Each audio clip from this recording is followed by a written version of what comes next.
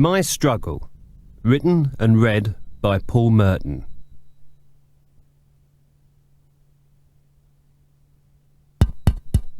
Testing. 1, 2, 1, 2. Right. The Merton Dynasty has been involved in show business since the late 1790s. My great-grandfather was Henry Merton, a noted circus performer in his prime, who in later years became a very successful promoter and founded the unique Merton's Travelling Circus. It was unique in that, unlike other circuses, it actually travelled while the audience were inside the tent watching the show. By linking the big top via sturdy chains to 35 Palomino horses, the entire circus was capable of travelling up to 17 miles an hour during an evening's performance. At the end of the night, the happy crowds would emerge from the big top and discover, much to their amusement, that they had no idea where they were or how to get home. Some didn't even bother and simply settled into their new surroundings, happy in the knowledge that they were meeting new people. Once word got round about this fascinating gimmick, some enterprising folk used it to their advantage. If a farmer wanted to take his pigs to market but didn't fancy the 5-mile walk, he would buy front row seats for himself and his pigs and then leave during the interval. Providing he'd timed it properly, he would find himself just a few short yards from his intended destination. Business was so good for Henry that by 1849 he had a fleet of big tops criss-crossing the country. For the first time, the great majority of people were experiencing the joys of travel. The system had endless advantages. If a family of 4 turned up late for a matinee performance only to discover that the circus had already left town, they wouldn't be too disappointed because they knew there'd be another one along in 20 minutes. I believe that the travelling circus was also popular with the performers. Most of them stayed with my great-grandfather for many years. Occasionally, one of the high-wire acts complained if the big top went over a humpbacked bridge during their performance, but other than that, it seems to have been a happy experience for all concerned. My grandfather, Robert Merton, took over the business in 1857, and like his father, he proved to be a shrewd entrepreneur. In 1861, he introduced the double-decker big top, which meant that members of the public could sit right next to the trapeze artists on specially constructed platforms. In those far-off devil-may-care days, people were often encouraged to join in, and it was common to see old men and women, terrified out of their skins, swinging back and forth over 100-foot drops, screaming at the top of their voices. In these so-called modern times, the social services wouldn't allow it, but in those days, audience participation trapeze was considered first-class family entertainment. I suppose the whole enterprise might have thrived forever if some damn fool hadn't started producing motor cars in the 1890s. Once people realised that they could get around independently without the ever-present smell of elephants, they quickly abandoned Merton's travelling circus and the empire folded. This was bad news for my father, who had been born in 1892 and under normal circumstances would have been expected to inherit the business.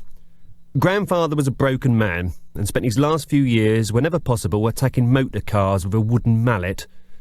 My father, Bert, a man who had sawdust in his blood, grew up in the shadow of the travelling circus. He listened to the old stories with the inevitable knowledge that those days had gone forever. He attended an ordinary school, and when he was 14 he became an apprentice mitten maker. Not many people remember mittens these days, but at the turn of the century they were known as the poor man's glove. He endured this nightmare for 8 years, until the outbreak of the First World War in 1914. He attempted to enlist, but was turned down on the medical grounds that he had sawdust in his blood. I believe that this massive disappointment represented a turning point in my father's life. He came to realise that he should be doing something important with his time, and there was very little future in mittens, so he decided to give showbiz a go.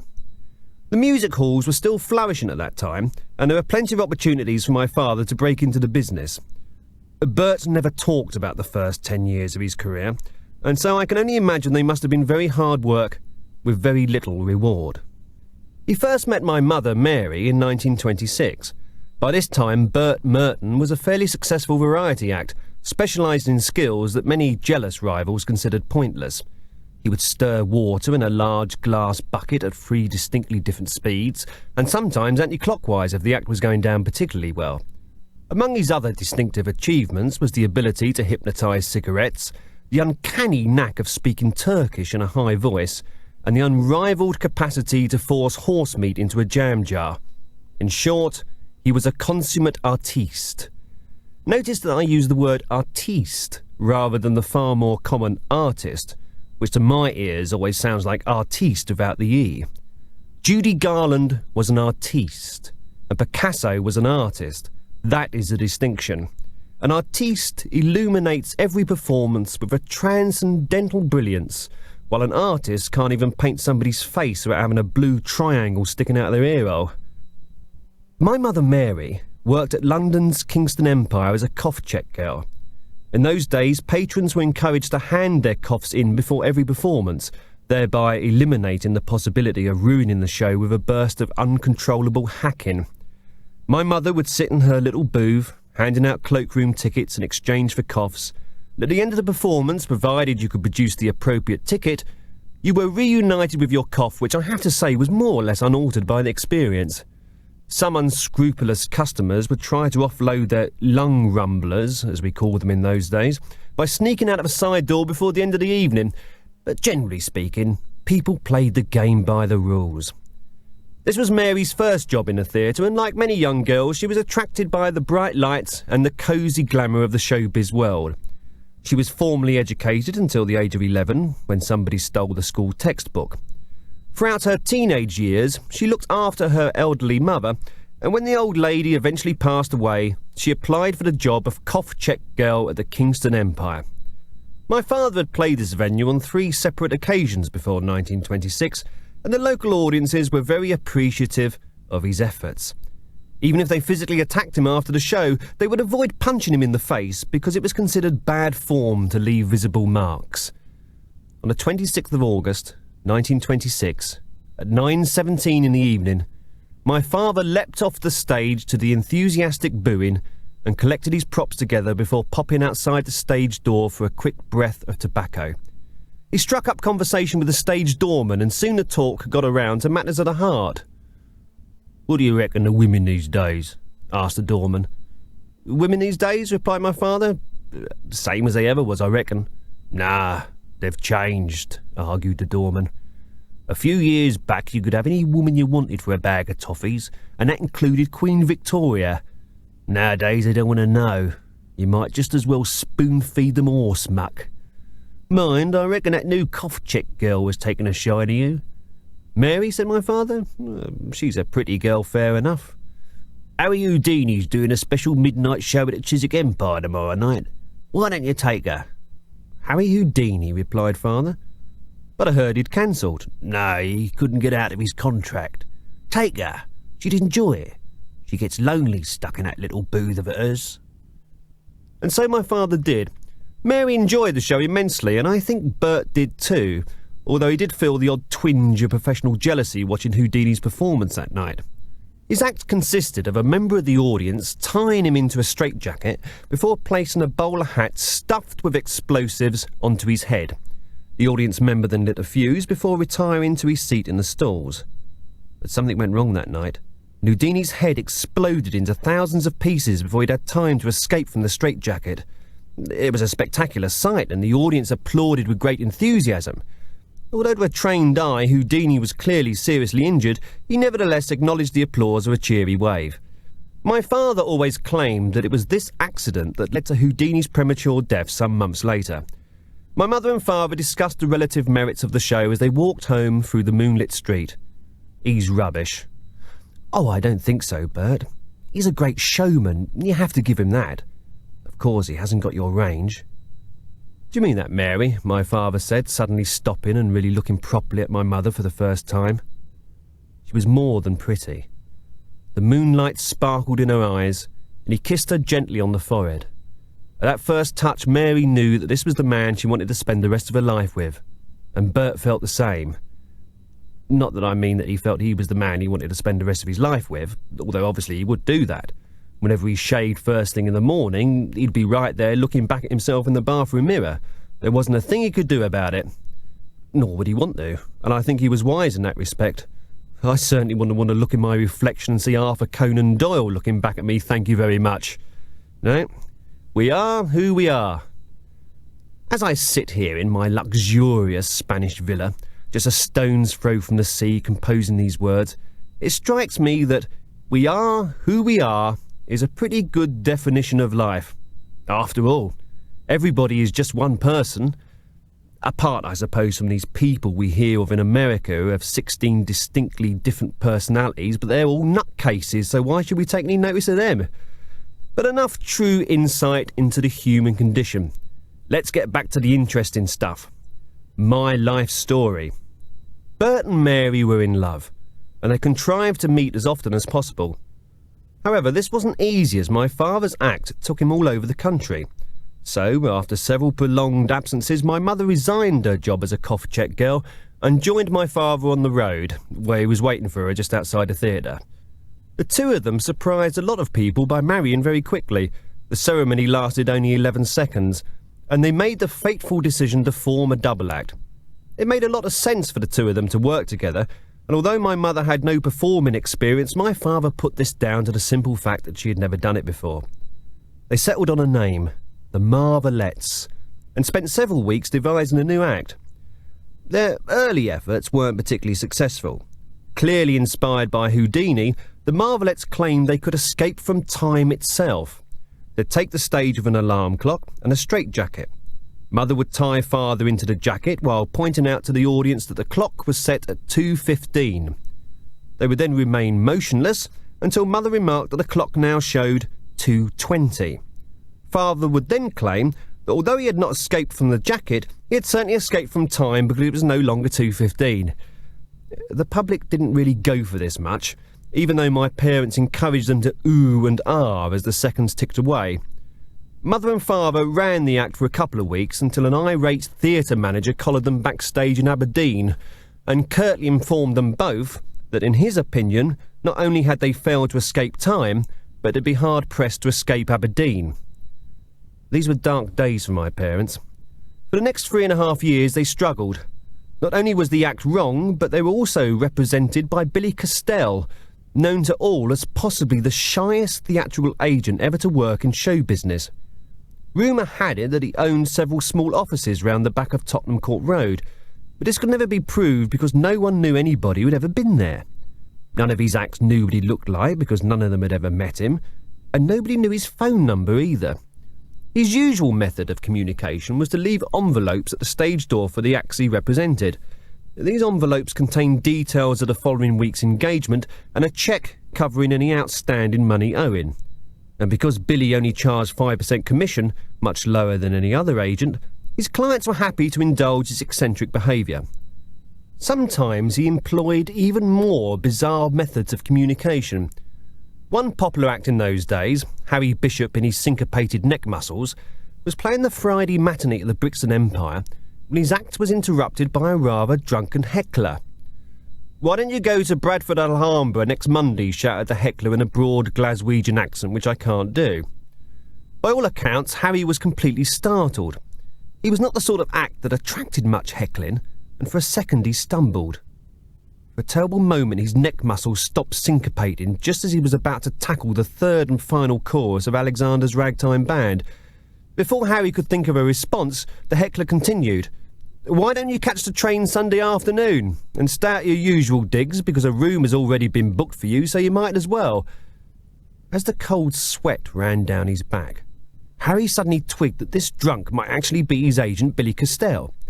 He signalled into the wings, and one of the stagehands ran around the back of the theatre and into the upper circle to try and pinpoint the heckler.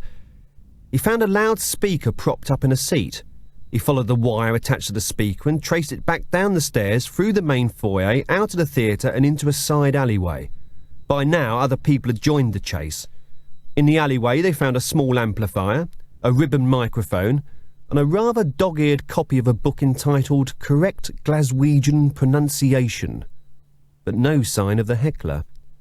The following Sunday, Harry caught the train to Bradford, found his usual digs had been booked for him, and on Monday he started a week's engagement at the Alhambra. The rest of the week ran smoothly for him, apart from the second show Thursday, when a voice from the upper circle suddenly shouted out in a broad Somerset accent, "I'm not Glaswegian anymore." Although my parents weren't working much at this time, they had cause for celebration when yours truly was born on the 25th of October 1930. I certainly wasn't planned. Mother and father had got drunk one night on cheap cooking oil, and 9 months later, there I was. I think Mother may have wanted other children after me, but I would never let her. I made my feelings very clear at a relatively early age. I've always thought that one child is more than enough for parents to lavish all the love and attention in the world on, and having brothers and sisters would simply dilute the effectiveness of such affection. At birth, I weighed 7 pounds 7 ounces, and according to my mother, I had the bluest eyes that anybody had ever seen. I've always been proud of my eyes, and throughout my professional career, I've worked hard to maintain their beautiful clearness. Bright eyes are very important in television. They allow you to look straight into the camera and establish proper control over the people at home. With the right technique, you can make the viewers love you. And I mean, really love you. If you get it right, they would no more think of switching you off than they would consider sticking their firstborn into a microwave. I know some might regard this as rather cynical, but so what if people only love me because I make them? Isn't that what babies do instinctively, for God's sake? With a newborn child and no work prospects, my parents were at a low ebb. From my father's meagre savings, he had managed to find a deposit for an artist's impression of a third-floor flat in Victoria, but clearly work had to be found. It was my mother Mary who hit on the idea of building a new act around the three of us. Although I was only 3 months old at the time, my mother saw great possibilities for the future. My father didn't take too much convincing, and together the two of them began to jot ideas down on paper. Because I hadn't yet developed any real personality of my own, my parents decided I should become a mime artist. All I had to do was make stupid faces and incomprehensible arm movements while Mum and Dad attempted to translate this behaviour into a mild satire on the government of the day. On the occasions when I suddenly burst into tears, my father would solemnly announce to the audience, "Ladies and gentlemen, Mr. Ramsay MacDonald." This joke may not mean much to a modern audience, but I can assure you it meant even less in 1931. For a while, this act was considered even worse than the escaping from time routine. A contemporary review printed in the Fulham Chronicle gave a full flavour of our then current act. The undoubted lowlight of the evening's presentation was the appearance of the Marvelettes, formerly a rather tatty double act who have taken it into their heads to inflict their newborn child onto the British public.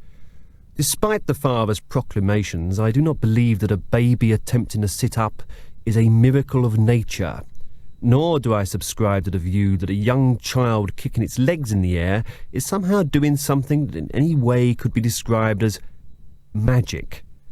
I sincerely hope that you do not catch this act, because I've got the suspicion it might be highly contagious. Billy Castell did his best to drum up interest by printing large posters publicising the act and distributing them around the shops in whichever area we happened to be playing. These posters became the target of rather infantile graffiti artists, and years later father told me how angry he'd become one afternoon in Carlisle when he saw one of the posters defaced with thick black ink. Under the words, "You won't believe what this baby can do," somebody had scrawled, "He eats boomerangs." Bert was so incensed he marched straight into the police station and demanded that every single inhabitant of Carlisle should be made to write the offending words so that their handwriting could be compared to the original defacement. That the police didn't simply ignore him is a measure of the esteem in which music hall artistes were held in those days. They beat him to a pulp, bundled him into the back of a police car, drove him to the local greyhound track, and tied both his feet to the electric hair in time for the first race of the evening. Thankfully, he remained unconscious throughout the meeting and was blissfully unaware when the favourite won the 8:45 and bit him on the arse down the home stretch. Of course, Mother knew nothing of this, and the two of us had to go on that night and try to make the act work without Father. Fortunately for her, the world suddenly discovered that I was a comic genius. In spite of my tender mumps, I somehow must have sensed that this was make or break time. The orchestra played our music, we entered stage left, Mum carrying me in her arms. As the spotlight hit us, I gurgled charmingly. Mother put me down on the stage. I then proceeded to crawl out of the spotlight, much to the general amusement of the audience. Mother pulled me back, and then, if you please, I moved out the spotlight in the other direction. This brought a huge cheer from the auditorium. To describe what happened next, allow me to quote from my first biography, Baby Paul, the Wonder of the Age. Upon hearing the huge cheering, Baby Paul stopped crawling and turned his head to the front. His deadpan expression produced even more laughter from the audience. And just as the laughter subsided, Baby Paul blew a brilliantly timed raspberry that brought the house down. As soon as the act was over, it was clear that everyone had just witnessed one of the greatest show business evenings in the history of Carlisle. Later that night, back at the digs, as Mother bathed Father's bite marks in iodine, she related the full story of our triumph. Dad, much to his credit, immediately realised that I had undoubtedly made myself the star of the act. He also knew that it was imperative to tell Billy Castell the good news as soon as possible. In show business, one has to strike while the iron is at least bare medium temperature, and Dad understood that new publicity had to be organised and that a London date should be arranged as quickly as possible. He decided that whatever his next step was, though, it could at least wait till morning. The family slept comfortably that night. If they had known what lay just ahead of them, I've no doubt that Mother and Father would have paced the room all night. Being contacted by Billy Castell was one thing, but trying to contact him was an entirely different concern. Dad hadn't had occasion to do it before, but he had a good idea of the principles involved. You had to place a cryptic advertisement in the second-hand fridges section of Dalton's Weekly. A typical ad would read, "Fridge wanted for 2 weeks in Birmingham. Contact box 34. To the tutored eye, this meant that one of Billy's acts was looking for 2 weeks' engagement in Birmingham. A casual reader would probably dismiss the word as a misprint. A reply from Billy would usually appear the following week, but annoyingly for the acts concerned, not necessarily under second-hand fridges. The Zambies brothers, a terrible juggling act, thought that Billy had forgotten them until they finally found his reply placed under the outboard motor section in anagram form. The week after my triumphant performance in Carlisle, the following advert was placed in Dalton's Weekly. Exciting new fridge, seeks London location, box 101. Although impatient for a reply, we knew how the system worked, and we knew we had to wait a week. Except we didn't. The day after the advert appeared, Dad went shopping. He liked to occasionally while away an evening by listening to dance band records on his wind-up gramophone. That night he brought home a copy of the Lloyd George March by Lou Stone and his orchestra, a popular hit in his day. We had our tea, and then sat back to listen to the familiar stirring sound. Mother told me many years later that in those days you'd often hear people singing the chorus in public places. A stronger nation we can forge, if we march just like Lloyd George. But when Dad played his record, we didn't hear Lou Stone and his orchestra. Instead we heard this. Hello, Bert. Hello, Mary. And hello, Baby Paul. Congratulations on Carlisle. I understand your desire to play London as soon as possible, although I must advise caution at this stage. Baby Paul is certainly a comic genius, but I do suggest that you work out and rehearse a new act thoroughly before presenting it at the London Palladium. I'll be in touch. Because Dad didn't recognise the voice, he knew instantly that it belonged to Billy Castell. Mum and Dad took a deep breath. The London Palladium. To play the Palladium was normally considered the height of any performer's career, and to have the possibility placed in front of them literally took their breath away. Naturally, they took a deep breath before their breath was taken away, because it wouldn't have worked the other way round. My parents weren't stupid. The next day the rehearsals began. Because of my very tender age and the likelihood that I would probably mess up large chunks of difficult dialogue, it was decided that the new act should be entirely visual. My parents eventually settled on the idea of shooting me out of a cannon centre stage and straight into the royal box, where King George V would catch me in his arms, hold me aloft, and declare to the audience, "It is our patriotic duty to support and cherish this brilliant young entertainer." We rehearsed for several weeks in a disused warehouse in Bermondsey. My father carefully recreated the dimensions of the Palladium stage, with a large net suspended from the roof, which in a rather uncanny manner completely failed to simulate King George V sitting in the royal box. Once the trajectory had been fully worked out to my father's satisfaction, he realised that ideally, and so as to leave nothing to chance, It was imperative that we should rehearse with the King himself. Dad placed an advert in Dalton's Weekly and received a reply from Billy Castell via pigeon post.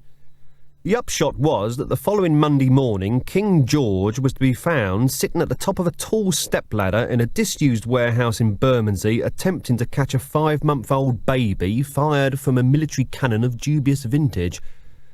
Like most keen amateurs with a deep love of show business, he was completely useless. On the first 600 attempts, he dropped me every time, and but for the judicious placing of double-thick mattresses around the base of the stepladder, the career of Baby Paul would surely have reached an abrupt conclusion.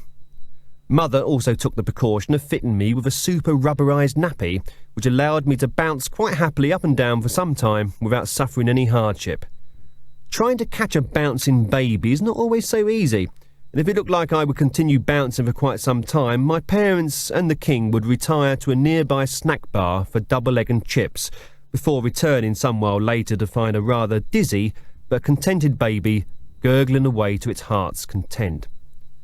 At last my father decided that the act was ready, which was a great relief to the King, who had kindly cancelled a visit from the King of Sweden on the grounds that he, George, the ruler over Great Britain's vast empire and dominions, was too busy rehearsing a music hall act to meet him at the railway station.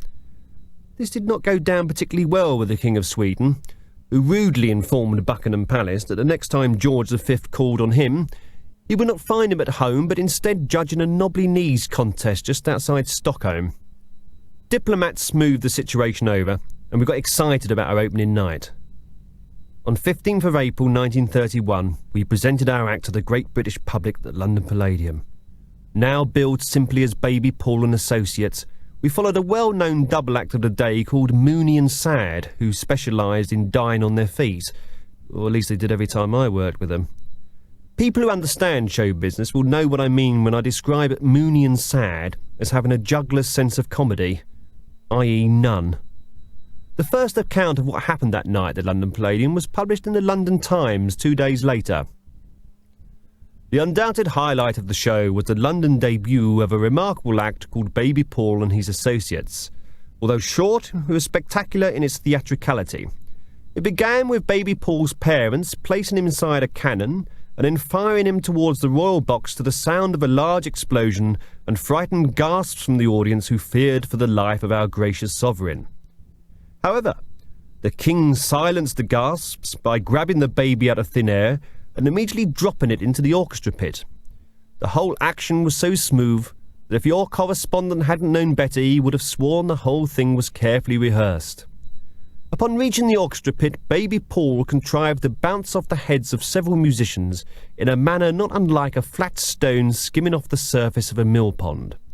Upon hitting a timpani drum, Baby Paul was catapulted back up towards the stage, and then with a remarkable piece of timing, an unknown hand threw a tennis racket onto the stage, which Baby Paul's father grabbed just as his son was dropping towards him. With a beautifully executed overhead smash that would have graced any Wimbledon finals, Baby Paul was once again propelled towards the royal box, where this time His Majesty grabbed the child, held him above his head, and told the audience in a beautiful, clear tone, tinged perhaps with no small measure of excitement, "Well, I buggered that up, didn't I?" The King's subjects roared with laughter at this extraordinarily funny remark, and it was some minutes before order could be restored. When it was clear that His Majesty was to continue his address, a hushed tone spread around the theatre. "It is our patriotic duty," he said, "to support and cherish this brilliant young entertainer." The resultant cheers, I am reliably informed, could be heard as far away as Leicester Square. And so, with royal endorsements, my fantastic show business career was off to a flying start. Afterwards, we were all still heady with excitement when our celebrations were interrupted by a knock at the dressing room door. My father opened the door, and for the first time in his life he set eyes on Warner Toland, the then famous independent American film producer. Mr. Toland loved what he saw, and with the patriotic cries still ringing in our ears, Dad signed a 5-year contract for yours truly to appear in a series of Hollywood motion pictures.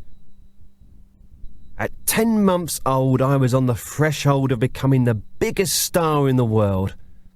With all the excitement of the occasion, nobody thought to wonder who it was who had thrown a tennis racket to my father from the side of the stage. The move had never even been thought of, let alone rehearsed. But whoever had done it had provided me with a barnstorming finish. Looking back on it now, as I sit in my luxurious Spanish villa, I have little real doubt that it was Billy Castell. Who but he would have had the presence of mind to bring a tennis racket to the London Palladium on the off chance that it would be needed in an emergency? And who persuaded His Majesty King George V to rehearse with an unknown variety act for 2 months with no question of a fee? Exactly how much influence did our secretive agent have? For the moment, these questions must remain unanswered. It's a beautiful day today. The sun is high in the sky, and I'm relaxing by the pool of my luxurious Spanish villa. It's been a quiet morning. It's the maid's day off, and my wife is away, visiting her sister in Argentina. Although by right she should have returned a couple of hours ago, I'm far from concerned. She's a dear, but she has no sense of time, poor thing. She'll turn up sometime this afternoon or early evening, blissfully unaware that she is late or that I've been stuck here on my own in my luxurious Spanish villa all day. I am of retirement age, for God's sake. Although I'm perfectly capable of looking after myself, a little consideration wouldn't go entirely amiss. I may have words when she returns, depending on the lateness of the hour. The family arrived in Hollywood just before Christmas 1931. In those days, travelling to America meant enduring a 6-week voyage on a passenger ship in the company of people who had no connection with show business. Our living quarters were so cramped that Mother had to stand on Father's shoulders. But soon they got used to it, and for several years afterwards, Mother would jump up on Dad's shoulders whenever they were feeling nostalgic. The food, served up by the ship's crew, consisted of very salty water and nothing else. I've no idea where they got it from, but there certainly seemed to be a lot of it. The other passengers, as I've mentioned, were ordinary members of the public. I think Dad tried talking to one of them once, but it's very difficult to maintain a conversation with somebody whose life is far less interesting than your own. It's certainly been true in my experience. I suppose, as an artiste, I'm blessed with imagination and a sensitivity that sets me apart from the majority of people who make up 9/10 of the planet. Upon arriving in the USA, we were greeted by a headline in Variety, the American Showbiz Bible. "Limey baby puts Tinseltown brats to the test." The article underneath pushed the rather unfortunate angle that somehow I had arrived in Hollywood to poach American film parts from American babies, and I was hell-bent on building a film career and didn't care who I crawled over to achieve it. It was unfortunate because although none of the family had spoken to the press, I was only 12 months old and still naive in the ways of language, the reporter, through sheer luck, had correctly guessed my father's strategy. Because I still couldn't talk, Dad reckoned that by the time I had learnt to speak, it would be with an American accent, and everyone would assume I was Yankee born and bred. In that case, I wouldn't then be handed a lot of unsatisfying supporting roles playing an English baby on a visit to his American cousins. Our first Christmas in America was a miserable affair. Although Warner Toland had booked the family into a wonderful suite at the Regency Hotel, nobody in Hollywood knew who I was. Mother carried me in her arms up and down Hollywood Boulevard, but no crowds gathered around me. To be considered a nobody at 12 months old was a thoroughly humiliating experience, and I wouldn't recommend it to anyone. Once the so-called Christmas celebrations were out of the way, it was time to get to work. The first film I made was a western called Cattle Queen of Montana. I played a character called Bucky Jr. Although still too young for dialogue, I managed to make some impression and garnered generally good reviews for the scene where I threw my rattle at a Sioux Indian. The next film was a gangster picture called Bootleg Liquor. Again, no dialogue, but some critics praised a rather comical expression on my face when James Cagney gunned down 17 hoodlums crammed inside a shower cubicle. For the next 6 months, the pattern continued. I made musicals, war films, historical dramas, biblical epics, and in each and every one I played a character called Bucky Jr. Clearly my career was in a rut. Not being able to speak was a handicap. Fine for silent films, but audiences in the early 30s demanded dialogue. Mum and Dad realised they had to get me talking as soon as possible. To that end, they talked at me non-stop for 24 hours a day, each of them taking a 12-hour shift. It was exhausting for us all, but the work paid off, and after several weeks I'd managed to acquire a vocabulary of 15,000 words. Now that I was able to express myself fully, the family sat down and worked out our next move. Although I had appeared in over a dozen movies, in each and every one I had been typecast as a baby. We had to convince Warner Toland I was capable of a far greater range. We met in his office. Warner hadn't seen me for a month, so he was somewhat amazed when I talked to him directly. "Listen, Warner," I said. "So far I've played cameos and that's fine. I'm new to the town, I understand the necessity of building slowly. But in all honesty, this baby stuff is restricting. Now, I may be only 19 months old, but think of the novelty value of casting me in adult roles. It's never been done before." He looked thoughtful for a moment and toyed with a silver cigarette box on his desk. As he lifted the lid, a glint of sunlight dazzled my eyes and I immediately burst into tears. I cried like a baby for several minutes, which in my view was perfectly understandable, although everybody else in the office was clearly distressed. Once I'd regained my composure, I explained that although I was perfectly fluent, I was still prone to lapsing into normal baby behaviour if something unexpected happened. Warner understood. "Listen," he said, "it's a miracle you're talking anyway, and I think you're right. I got a couple of screenplays I'd like you to take a look at." "That's great," said Mum, "but remember Baby Paul can't read yet. That will take a while longer. We'll read the scripts to him, and if he likes them, we'll be in touch." While everybody else shook hands, I attempted to stroll about but had to give up after falling down several times.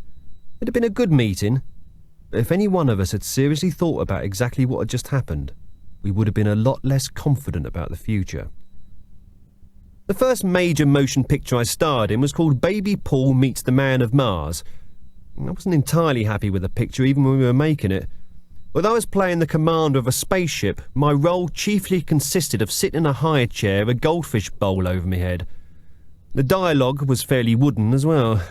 There's only so much feeling you can put into a speech that begins with the line, "Routine soil analysis indicates an atmosphere of 34% oxygen." Although I was far from pleased with my own performance, the general public loved every second of it. The intrinsic novelty of seeing a baby crawling across an alien landscape while battling against zero gravity and colic had them queuing right around the block. It was the biggest money-making picture in 1931. People in the industry were beginning to take notice of me. My next picture broke all previous box office records and is still shown regularly on television today, in the late-night movie slots. I of course refer to the most famous film to emerge from that early talkies period, Bedwetters of 1932. Audiences were astounded that a 2-year-old baby could handle fast, wise-cracking dialogue and carry a tune as well. Understandably, the standout scene in Bedwetters, as I like to call it, was my rendition of the song Wake Me Up Before I Go-Go. This quickly became the biggest selling song of these Depression years, and at one time it seemed that everybody owned a copy of it. Christmas 1932 was a joy compared to Christmas 1931. We threw a huge party in our newly purchased Beverly Hills mansion. The guest list was a who's who of Hollywood. Everybody wanted to meet me. We started work on my next film, Baby Paul Tap Dances to Rio, at the beginning of 1933. It was a fairly routine version of a familiar story. A single mother needs money for a special operation, so her baby son undertakes a sponsored tap dance across Brazil to raise the necessary funds. We've all seen it filmed 1,000 times before. The only unique aspect of our version was that for the first time I had to play a character actually older than myself. I was cast as a 5-year-old. This proved to be a big mistake. Although I could talk perfectly well and my walking was improving every day, emotionally I was still only 2 years old. Because I was so articulate, people forgot this. 3 days into shooting, I threw my first tantrum. I took a severe dislike to the lighting cameraman. Every time I saw his stupid face, I threw a cup of warm milk at him. Being a big star, everybody on the set pretended it wasn't happening, including the lighting cameraman. As soon as one cup of warm milk had been thrown, another was placed in my hands. Once I'd thrown that, it was replaced by another, and so on. For 3 continuous days I chucked endless cups of milk over this unfortunate character. If the studio had disciplined me at this point by imposing heavy fines or sending me to bed early, I might have behaved myself, but they didn't. Soon I got tired of this particular game and decided to say no to everything. Could I do this? Could I do that? No, no, no. Warner Toland was called to the studio floor. I ignored him. My mother and father were summoned. Nobody could persuade me to work. 2 more days were wasted in this fashion. The following Monday, already a week behind schedule, we attempted a fresh start. Suddenly, I was cooperative. We made great headway for the next few days, and everybody told me I was marvellous, as indeed I was. Now, I can't say that my improved behaviour was a conscious decision on my part. As much as I wanted to stick out my lower lip or laugh at nothing in particular, I found it impossible. Mum and Dad, of course, noticed the change, but put it down to an innate sense of professionalism. Only Warner Toland knew the truth. I was being drugged. Every morning before shooting began, Warner gave me a square of chocolate liberally coated with a substance called desquioquin. If taken on a daily basis, it induces a highly suggestive state. In other words, if I was told what to do, I would do it. The director, Hugo Washtansky, a foreign émigré who had left Poland in a hurry when he realised that nobody there liked him very much, managed to draw the most extraordinary performance from me. If he wanted wistful, I gave him wistful. Everybody was ecstatic about the work I was putting in. After 3 weeks filming, we were back on schedule. By the end of that week, I'd completed all my close-ups and reaction shots. We had 5 days left. 5 days in which to film a fairly lengthy sequence of baby Paul tap dancing across Brazil. Monday morning, disaster struck. I couldn't tap dance to save my life. Despite my best efforts, I simply didn't have the proper muscular development. That's when Warner Toland put me on steroids. Within 2 days, I had legs like an orangutan.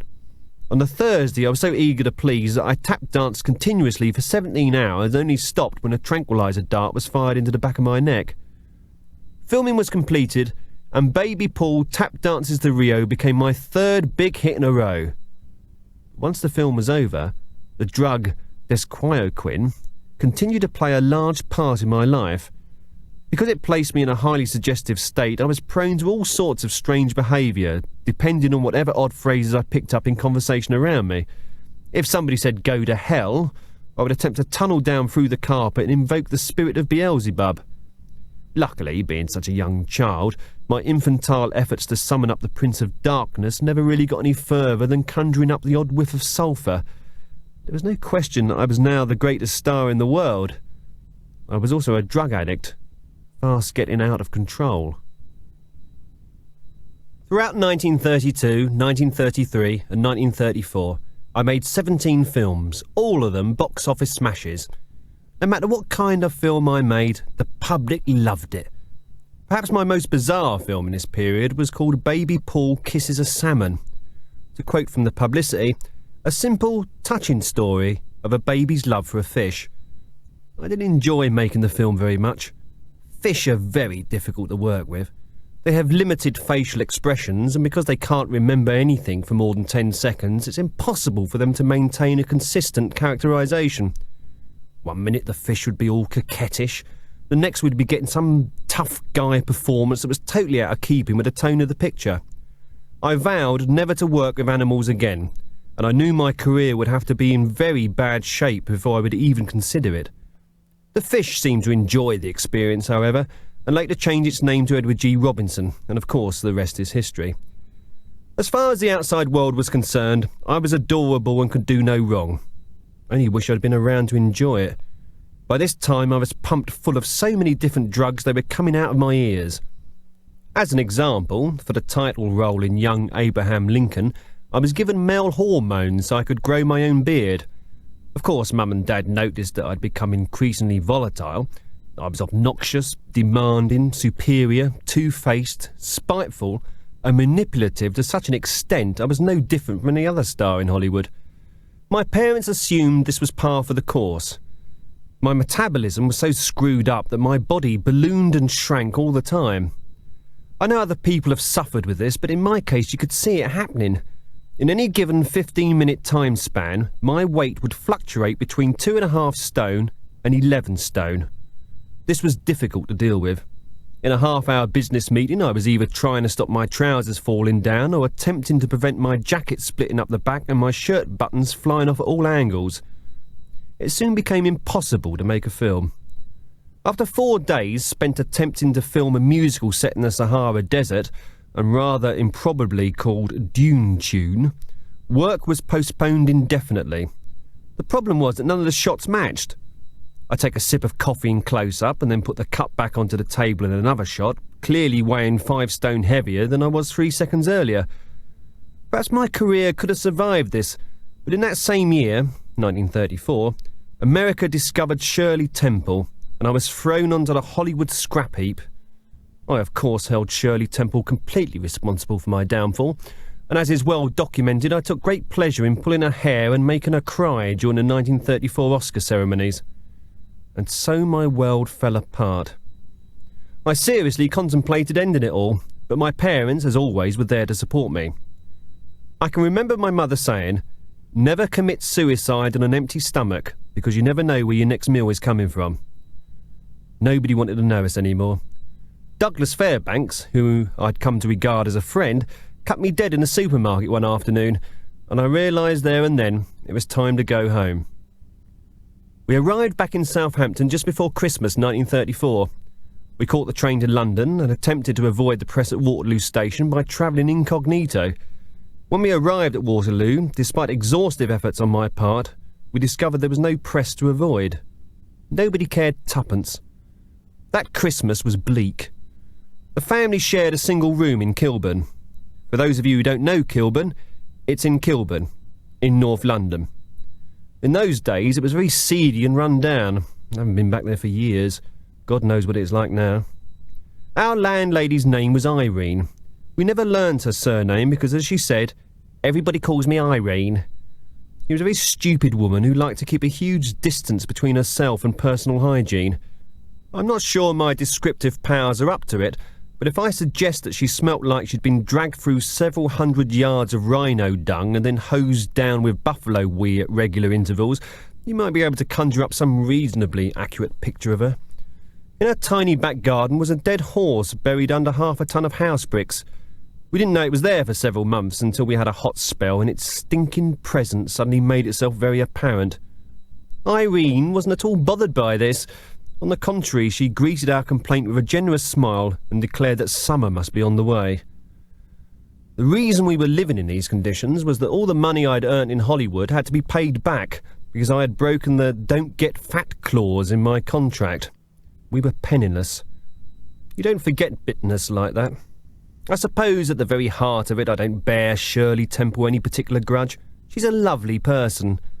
But even to this day I can't hear "On the Good Ship" Lollipop without tasting vomit at the back of me throat. The only positive aspect of leaving Hollywood was that with no regular supply of drugs, my weight soon stabilised. Shortly after Christmas, Dad placed an advert in the second-hand fridges section of Dalton's Weekly. "Highly successful fridge, just back from Hollywood, needs to be converted to UK voltage." Although it had been 4 years since we had last communicated with him, Billy Castell replied the following week. We were sitting at home listening to Major Beaumont's Syncopated 7 on the wireless when an unfamiliar voice interrupted the programme. "Hello everybody, nice to have you back. I trust you are enjoying our concert of selected funeral marches from Walthamstow Library, and we shall be rejoining the music in just a moment. As I speak to you, I am reminded of the Chinese proverb, which I seem to have forgotten for the moment. The gist, however, runs along the lines of the past is now gone and the future lies ahead of you. Bearing in mind your recent traumas overseas, I strongly advise immediate retirement. You shall of course return and be renewed, but first you must experience more of life's great treasures. Goodbye for now, and for quite some time. I shall now pass you back to Major Beaumont and his charming rendition of Purcell's March for Woodwind and Balustrade. We realised immediately that it was Billy Castell, and wondered how he'd managed to communicate with us in such a direct manner. We searched the room for hidden loudspeakers but couldn't find any. The evening newspapers carried a story about the BBC announcing an immediate inquiry into how somebody had managed to jam the signals in order to deliver a rather cryptic message to thousands of listeners. My family were the only 3 people in the country who knew exactly what the message meant. Billy was right. Baby Paul had evolved into such a disaster, the only way forward was to expunge all memory of him from the public consciousness. And so a plan was hatched. I was to spend many years growing up in obscurity. I would attend an ordinary, bog-standard junior school under my own name, Paul Merton, and nobody would make the connection with Baby Paul. In those days, before videotape and television, if your name didn't appear on the big screen, you were quickly forgotten. And I certainly was. Other stars came and went while I languished in total anonymity. It was an utterly humiliating experience, and I wouldn't wish it on a cat. I struggled through my school years and did my best to mix with ordinary, simple folk, but it was very difficult to build any kind of rapport with any of them. I had been a major celebrity on a worldwide scale, whereas their greatest achievement was a B+ in shoe repairing or whatever stupid subject we were being taught at the time. The first school I went to at the age of 7 was full of very stupid people, and I can't really bring myself to recall the full horror of it all. I was expelled after telling the headmaster that he wouldn't know a close-up if he lived next door to him for 20 years. My next school was again full of very stupid people, but there was one teacher that I really liked. Her name was Mrs. Matthews, and she thought I was the loveliest child in the class. She lavished such love on me, at the expense of all the other children, that I couldn't help but warm to her after 2 or 3 years. I found out a long time later that my mother had been bribing her, but after all, isn't that what mothers are for? So that was school. Formative days for many, no doubt. But to be honest, once you've shaken hands with Clark Gable, the isosceles triangle loses a great deal of its no doubt considerable charm. War broke out in 1939, and I wished I could have done the same. Finally, I escaped on the 29th of February 1944, a day I shall never forget. Although still many months short of my 14th birthday, the authorities finally released me from their grand scheme to turn me into exactly the same person as everybody else. Speaking personally, I relished my freedom. Although the rest of Europe was still heavily involved in the Second World War, I sensed the opportunity to entertain the troops abroad. Unfortunately, I volunteered to entertain the wrong side. I'd agreed to the bookings, but because of my poor education, I had no idea that Munich was in Germany. Let me tell you, those concerts were very hard work. I didn't really have an act, so I simply collected together all the old jokes I could think of.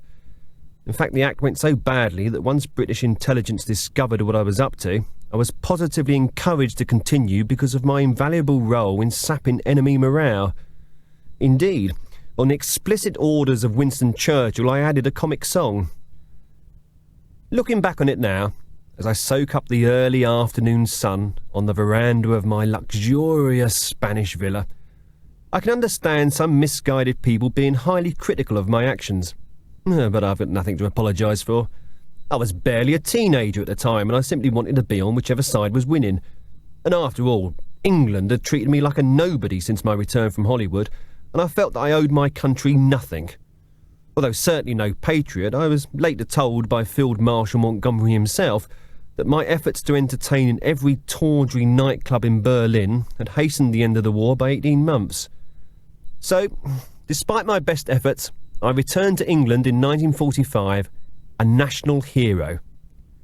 Upon my arrival at Southampton, I was greeted by the press, and in the several interviews I gave that day, I made no mention of my previous career as Baby Paul, and nobody made the connection.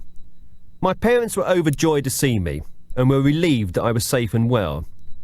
I disappeared without their consent, simply leaving a note on the kitchen table, "Have gone to win the war."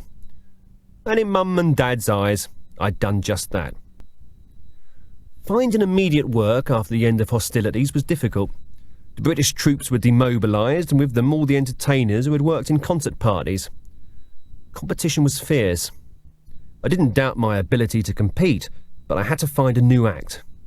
I was expressly banned from performing my previous act in Britain because of the devastating effect that it had on the Germans, and so I sought out the advice of Billy Castell. By this time, Mum and Dad had given up show business. After our return from Hollywood, they had attempted to revive the old water-stirring routine, but Dad's wrist had gone, and the act was never the same again.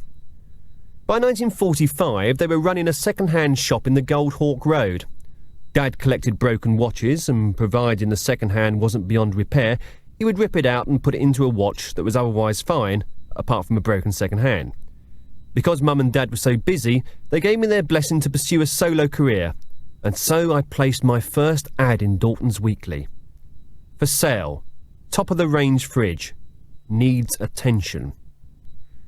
Billy's answer took the form of a teapot thrown at my head while walking down Tottenham Court Road the following Tuesday. Shoved inside the spout was a typewritten note. Dear Paul, I hope the delivery of this message hasn't proved to be too painful. First, you have to develop an act that is unique to you. Because you have a non-existent writing ability, I suggest you find good writers quick. Hang around some variety acts and see if you can pick up any tips. I could help you, but I prefer to test your commitment. I'll be in touch, and I trust the bruising will soon heal up. Billy's advice had always been spot on before, so I contrived to hang around the stage doors in order to strike up conversations with the artists on the bill. But it seemed that every other 15-year-old boy in London was hell-bent on doing exactly the same thing. Sometimes I watched them from a distance. So eager to be involved, so naive, no understanding of the torture that so often walks hand in hand with the glamour. Occasionally a elderly, burnt-out variety act would send one of the boys off on a tuppenny run. A boy would be given tuppence and told to run away as fast as possible on the understanding that he would never return. It was a ritual left over from the old days of the music hall, and the young lads who used to hang around the stage doors were so glad to have any association with the business, they would tear off in all directions, clutching their tuppences, heads held high, never once looking back. This cleared the arena for me. I made a point of talking to the more successful acts. I saw little reason in asking the shabbier performers for advice. In many cases, they had sadly let failure go to their heads. Of all the people I spoke to, Max Miller was definitely the most helpful. He was full of simple, meaningful phrases. Trousers on your head is comedy, trousers on your legs is dignity. It's one such phrase I'll never forget. There's an old saying, the bigger they are, the nicer they are. It was certainly true of Max, and it's certainly true of me. Max put me in touch with a 15-year-old schoolboy called Bob Monkhouse, who was selling jokes to a lot of comedians at the reasonable rate of £5 a gag. Although the material suited older comics, it didn't feel right to employ somebody who was the same age as myself. I needed a newer approach. I replied to one of the many adverts placed in the back of the stage, which is a theatrical newspaper known chiefly to the inhabitants of show business as a tough, no-nonsense publication which somehow has always managed to be at the cutting edge of innovation. The ad read, 2,000 gags, all corkers, yours for 5.11. I borrowed the money off Dad, but was hugely disappointed when the 2,000 gags arrived and turned out to be the same rubbish I'd been peddling during the war. Although I was disappointed by Billy's lack of guidance at the time, I realised now that he was giving me the chance to find my own feet. It was a year before I found regular work. An old comic called Tony Pond eventually got tired of seeing me hanging round the back of theatres with a miserable expression on my face and took me under his wing. Although Tony had never been a big name, he had worked the hall successfully for 20-odd years or more with an entertaining schoolroom sketch. Basically, Tony played the headmaster, while his two stooges acted out the parts of terminally stupid schoolboys. One of them had reached retirement age, and so I was drafted in. It was the perfect part for me, having recently spent a very long time in the company of terminally stupid schoolboys. We rehearsed the act for over 20 minutes until Tony was convinced I was ready. Our first gig was the Birmingham Hippodrome. The publicity claimed it was the first time that Paul Merton, the war hero, had appeared before the British public. I didn't tell a soul that many years before I'd actually played the London Palladium. The first night went well, as indeed did the rest of the week. Tony's act was well polished, and I was happy just to be appearing in front of an audience again. I spent the next year and a half working with Tony, and they were happy days. By mid-1948, I felt it was time to move on. I've always hated saying goodbye, so I simply didn't turn up for the show one night and never saw Tony ever again. He made several attempts to contact me, but I felt it would cause less heartache all round if I refused to acknowledge his existence in any way whatsoever. Around about this time, the BBC was producing a tremendous number of light entertainment shows revolving around the armed services. These are very popular with radio audiences, and no doubt some of you will remember such shows as Raise the Flag, Battleship Ahoy, and I Don't Want It. This seemed a potentially rich area for me, and I phoned several relevant producers but never got past any of their secretaries. Although they knew of my war efforts, they also knew that my act had been, to use a showbiz term, very bad. After several weeks of getting nowhere, I attempted to enlist the help of Billy Castell. I received a reply back from him, criticising the manner in which I'd left the schoolboy act, and informing me that because he also represented Tony, he took a very dim view of my unprofessional behaviour. I could ill afford upsetting Billy. I suppose I should have realised that his influence could be detrimental to my future career if he so chose. Such was his power in show business that if word got around that Billy didn't like you, everyone else assumed that behind the showbiz mask lay a personality so abnormal and twisted that any attempt to place it before the public would result in mass rioting and possibly a lynching. Such a thing actually happened to the Declan twins, a rather poor close harmony duo who upset Billy in some way or other and attempted to book themselves onto the variety circuit. At their very first gig in Rochdale, they had barely started Don't Sit Under the Apple Tree with Anyone Else But Me when an angry mob stormed the stage and tore them limb from limb. In such tragic circumstances as these, my sympathies always lie with the poor unfortunate act that's got to go on next. It's never easy for any performer if the previous turn has been murdered by the audience. I once had to follow a close-up magician who was killed by a single blow to the back of the neck. It took all my technical know-how to get the audience to return to their seats and hand in their rocks to the management. Billy's way of punishing me was to ensure that for the next 18 months I was unemployable. I had no money and nowhere to live. I suppose I could have moved back in with Mum and Dad, but that would have been admitting failure.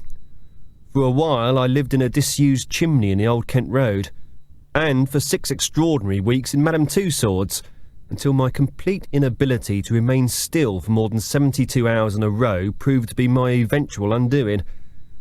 I was caught one night eating a wax effigy of Humphrey Bogart and was kicked out onto the street. Eventually, 18 months to the day since Billy had last contacted me, I got an offer of work. A BBC producer called Giles Moncur was putting together a new show provisionally entitled Barracks, an army comedy. I was to be one of 5 featured players, the others being drawn from the ranks of ex-servicemen. Among them was a rather fat young man called Peter Sellers, who had recently left the RAF and had been trying to scratch together a living as a jazz drummer. At 24, he was some 4 years older than me, but curiously, it was I that appeared to be older and wiser. We spent a great deal of time together during the making of Barracks, and Peter came to think of me as something of a mentor. During one of our many chats at the Lions Corner House in Shaftesbury Avenue, Peter asked me the one question every performer dreads another performer putting to him. "I'd like some advice," he said. "What direction do you think I should go in? I want to get to the top, but I'm not sure there's much mileage in doing funny voices. What do you think, Paul?" I thought long and hard before answering him. A misleading or misguided piece of advice can easily ruin a young performer's future career, and I didn't relish being placed in this position. Fortunately, on this occasion, the answer was blindingly obvious. "Ditch the funny voices and comedy characters, Peter. There's no future in them. You've got to develop your own distinct personality. That's the only way to survive in this business." Well, as history records, he ignored my advice completely. I often wonder what great things he might have achieved had he been given his own game show. Still, show business is full of missed opportunities and there's no point in pining over what might have been. Working on Barracks gave me the opportunity to meet proper writers for the first time. Alec Winters and Robbie James were young, ambitious and clearly gifted. I made them like me by being courteous and full of praise for their work. Between the three of us, we created the first of my comic characters, Corporal Backwards, a soldier inflicted with a rare tropical disease that made him talk backwards whenever he got tense. No tapes exist of the show anymore because some nobody wiped them clean, but for a while, "It's Stuff O" became one of those catchphrases that sweep the nation, and I certainly wasn't slow on capitalising on it. Novelty records were very big in the early 1950s, and my recording of the comedy ballad "It's Stuff O" remained in the top 10 for several weeks. A couple of years ago, I was told by his widow, Yoko Ono, that when John Lennon was 6 years old, "It's Stuff O" was his favourite song. It's nice to think that in some small way I could have been personally responsible for all the great Beatles tunes that were recorded over 10 years later. At least all the ones that weren't downright odd and peculiar. I have never injected myself with cannabis, but if I did, perhaps I might appreciate some of their more bizarre songs, such as Colonel Mustard's Lonely Hearts Club Band, for example. On the basis of one successful radio series and a big hit record, I persuaded Mum and Dad to retire to a bungalow in Whitstable. By scraping together every last penny they had, they somehow managed to afford it. Financially, I was in a position to help them, but it would only have meant money coming out of my own pocket. I didn't see the sense in that. My parents had always taught self-reliance, and it was in that spirit that I hired Alec Winters and Robbie James to be my full-time writers. To my mind, it's better to have someone else being self-reliant for you. Barracks had been successful enough, but it could hardly be described as my own show. A lot of young comedians were jostling for pole position in the early 1950s, and I certainly wasn't going to be left behind. I consulted Billy Castell, and he gave me his blessing in the form of a scrappy piece of paper that I found in my trouser pocket one morning. "A very good idea to work with Winters and James exclusively. Their script will take you back to the top. Be patient." 1951 proved to be a very big year for me. Not only was my first star in radio series Merton's Madcaps a huge success, but I met the most wonderful girl in the world. Unfortunately, at exactly the same time, I met the woman who was to become my first wife. My bride-to-be was called Dulcie Potter. She was 19 and infatuated with show business.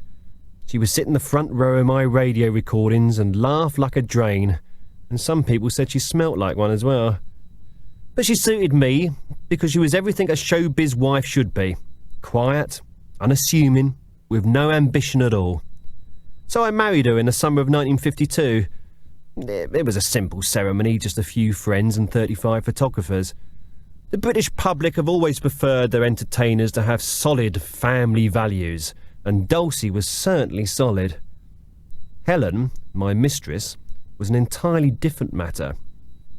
I'd met her at the Café de Boulogne, a popular drinking club in the middle of Soho. She was working as a cigarette girl, which meant that she wandered around the club dressed as a giant fag while customers attempted to set light to her head. After making some discreet medical inquiries, I realised she was all woman. Unbeknownst to Dulcie, I bought a 2-bedroom flat in Victoria with the proceeds from my hit record, and Helen moved in. It was the perfect arrangement all round. My marital home was in Swiss Cottage, and to be fair to my wife Dulcie, she made it the perfect setting for me to go to once I'd been sexually satisfied elsewhere. It was cosy, clean, and dull.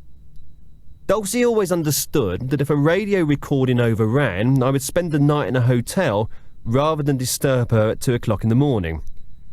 Luckily, an extraordinary number of recordings overran. On every single occasion, I stayed the night with Helen. Of course, it was a dangerous game, but for the first 2 years, Dulcie didn't suspect a thing. Who knows how long this state of bliss would have continued if my wife hadn't seen me, quite by chance, one February morning passionately kissing Helen in the back of a taxi. But for that one piece of unfortunate bad luck, I'm sure I would never have contemplated separation from Dulcie. And I certainly wouldn't have murdered her. It really was the only option open to me. When I got home that night, Dulcie flew into the most extraordinary rage. She accused me of cheating on her. I was told that I was not a proper husband, whatever that might mean, and I was threatened with a big, fat, messy divorce. Stars did not get divorced in the mid-1950s. It was a family industry and marital problems were the kiss of death. So that very night, I strangled her with a silk tie that had been presented to me by the Variety Club of Great Britain for the best radio newcomer of 1952. I don't suppose she felt a thing.